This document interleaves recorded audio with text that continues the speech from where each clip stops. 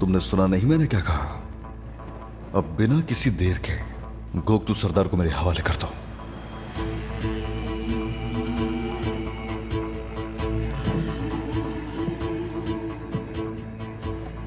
और इसके बदले में, गोकतू के बदले में जो मैं चाहता हूं वो बिल्कुल वाज़ेह है, लेकिन वो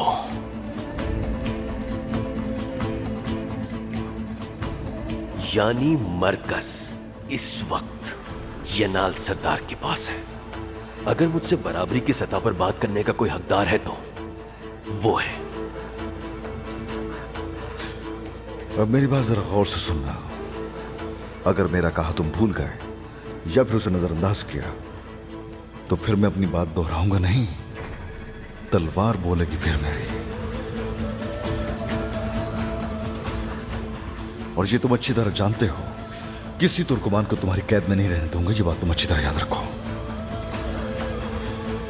या तो तुम गोकतू सरदार को अपने हाथों से मेरे हवाले करोगे, या फिर मैं अचानक से आकर उसके साथ तुम्हें भी अपने साथ ले जाऊंगा।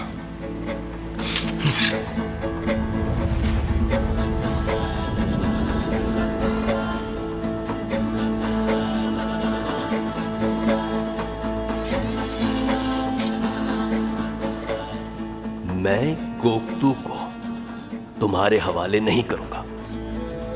अगली बार जब तुम यहां आओगे तो अपनी जान हथेली पर रखकर आना, तब मैं तुम्हारी इस तरह मेहमान नवाजी नहीं करूंगा। अल्प अरसलान। जो कहना था वो मैंने कह दिया, बाकी तुम्हारा फैसला।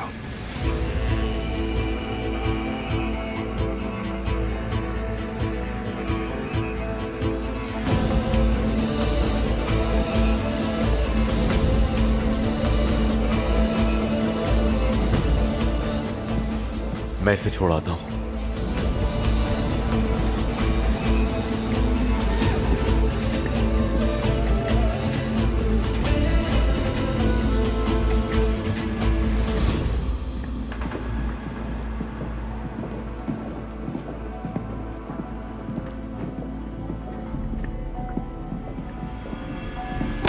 तुम काफिर तकफूर की बेटी बस्ती में दरअंदाज हुई और हमारे नाक के नीचे से बाहर निकल गई। तुम कैसे ये सब नहीं जान सके? और अगर जानते थे तो मुझे क्यों नहीं बता पाए? बताओ मुझे, मुझे जवाब चाहिए। जैसा सोच रहे हो ऐसा नहीं है। मैंने सोचा नहीं, खुद देखा है। अक्षा बेकसूर है। ये वक्त और जगह मुनासिब नहीं है। मैं ये तुम्हें समझा दूंगा सब। ये क्या हो रहा है यहाँ? फौरन छोड़ो उसे।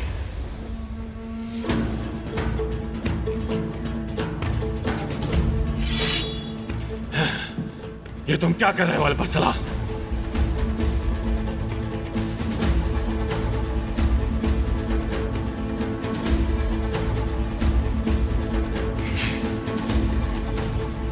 अभी मैंने तुमसे बदला नहीं लिया, मगर बाद में लूंगा। अल्पगुत, तुम जाओ। अल्परसलान को किले के दरवाजे तक मैं छोड़कर आता हूं।